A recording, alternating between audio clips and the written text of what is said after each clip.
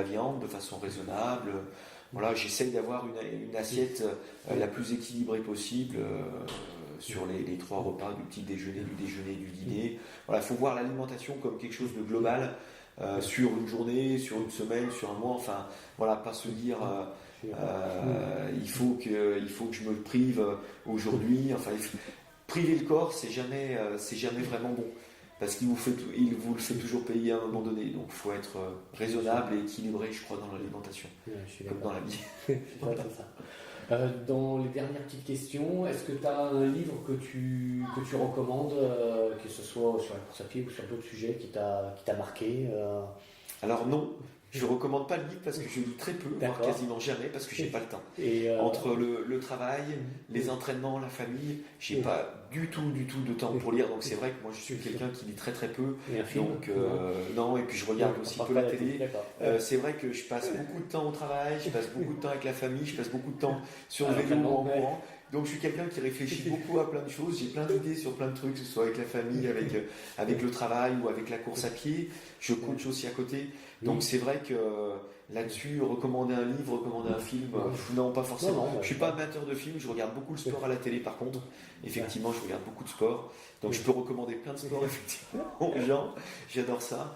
Mais je regarde peu la télé et puis je lis quasiment jamais, si ce n'est le journal de temps en temps. Donc je lis très peu. Par contre, je suis beaucoup dans le dialogue aussi avec les autres coachs, avec les athlètes, etc. Donc voilà, j'échange plus à travers les personnes qu'à travers les livres.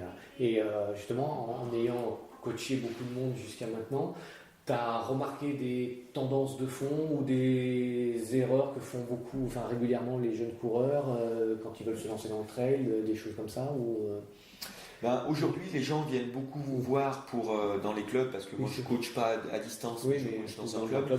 Ils viennent beaucoup parce qu'ils ont envie de progresser. Ils se disent, voilà, moi je fais un trail de temps en temps, je fais toujours la même chose à l'entraînement, j'ai du mal à planifier mes courses, je ne sais pas quand je dois courir, quand je ne dois pas courir, je ne sais pas comment gérer non plus mon alimentation. Donc c'est beaucoup des questions qui reviennent. Donc planification des compétitions sur l'année, qualité de l'entraînement, alimentation, et il y a aussi beaucoup une question qui vient, c'est la question de la motivation. Quand vient l'hiver, j'arrive plus à sortir pour courir parce qu'il fait froid, parce qu'il pleut, parce qu'il neige, parce qu'il vente, et donc j'aimerais venir dans un groupe pour m'obliger un petit peu à être présent. Et la force du groupe fait que effectivement, je m'engage, on sait qu'on va faire la séance ensemble, je vais être un peu abrité, je vais être avec des gens de mon niveau, voilà. Donc les gens viennent pour beaucoup de ces raisons-là, exactement. D'accord. Voilà, c'est beaucoup les demandes. Après, la tendance, c'est des gens qui veulent beaucoup courir quand même. Aujourd'hui, on a des coureurs qui me disent, voilà, moi je veux faire 2 trails par mois, je veux faire un gros trail, etc. Donc là, on est là aussi pour les guider en disant, attention, l'entraînement c'est aussi important, se préparer pour que le jour de la compétition, ce ne soit pas un entraînement. L'idée, c'est que quand on met un dossard, on ne soit pas là en entraînement. Parce qu'il y a beaucoup aussi de gens qui vous disent, oui, mais cette compète, c'est pas vraiment une compète, c'est plutôt un entraînement. Moi, j'ai tendance à leur dire, c'est mon côté un peu compétiteur, tu mets un dossard, c'est fait pour aller très vite. Même si des fois on utilise une compétition comme une préparation, bien sûr, mais l'idée c'est quand même, quand on a un dossard, d'essayer d'aller le plus vite possible. Voilà. Parce qu'après c'est aussi frustrant pour les gens de se dire, oui, mais du coup je suis allé doucement, j'ai pas fait ma place, j'ai pas fait mon chrono. Donc voilà, essayer de freiner les gens dans le nombre de compétitions. Et essayer de faire en sorte que l'entraînement soit le mieux programmé possible pour qu'ils progressent, et de s'adapter aussi à la vie des gens. Souvent je leur dis, quand tu peux t'entraîner, tu t'entraînes le matin de bonne heure, entre midi et 2 parce que tu bosses, le soir, est-ce que tu peux t'entraîner le soir, est-ce que tu peux t'entraîner le week-end, est-ce que tu n'as pas des contraintes familiales. Donc ça c'est très dur, et il y a beaucoup de gens qui viennent me voir en me disant, oui, mais moi je pourrais pas être là le mardi soir avec le groupe, je pourrais être pas là le dimanche. Donc on essaye de s'adapter, on essaye de faire en sorte qu'ils puissent vivre au mieux leur situation professionnelle, familiale, et leur passion qui est la course à pied.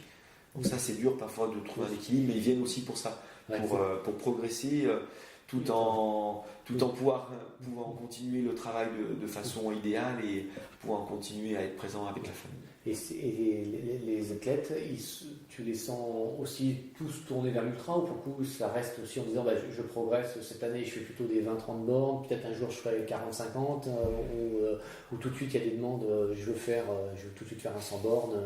Alors il y a des demandes parfois comme ça, effectivement, je veux tout de suite faire l'UTMB, je veux tout de suite faire la Saint-Élion, qui mine de rien bientôt est à 80 km là, cette année.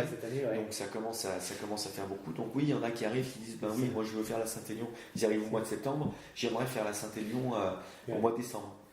Bon, d'accord, alors voilà, combien d'entraînements tu fais, quelle expérience tu as, et on essaye, si possible, parce qu'ils sont quand même là pour faire leur compète favorite, donc d'accéder à leurs demandes, mais en étant raisonnable aussi en termes d'entraînement ou en termes d'objectifs. Oui, tu pourras la faire, mais tu ne feras pas moins de 7 heures ou moins de 8 heures, tu seras plutôt sur 9, 10, 11 heures.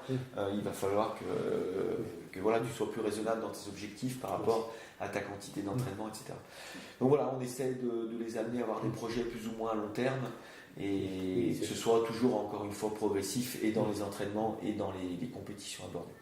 Se projeter sur plusieurs années en se disant tu fais pas toute ta carrière en un an, quoi. Exactement, la compétition elle sera encore là vraisemblablement l'année prochaine. L'UTMB c'est une course qui est amenée à durer, les Templiers c'est une course qui va durer, la Saint-Élion c'est une course qui va durer.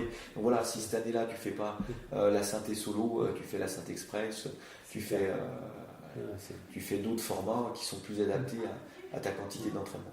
C'est clair. Écoute, merci pour tout ce que tu m'as raconté. C'était super sympa. Je pense que tous les auditeurs là vont être passionnés par toute ton expérience. Et voilà, c'est fini pour aujourd'hui. Merci à Fabien pour tout ce temps qu'il m'a accordé et cet échange super enrichissant. J'espère que ça t'a plu. N'hésite pas à me le dire dans les commentaires ou à mettre des étoiles sur iTunes. Il paraît que c'est super sympa. Je suis pas assez réseaux sociaux pour vous connaître tout ça, mais il paraît que ça aide bien à faire connaître le podcast. Donc ça m'arrange si c'est possible. Et également, si tu aimerais écouter certains champions de course à pied, de trail, en tout cas de personnalités que tu as en tête, n'hésite pas à m'envoyer un petit mot, franck@objectivetrail.com, pour me dire tiens, ça serait sympa de faire un podcast avec un tel ou une telle.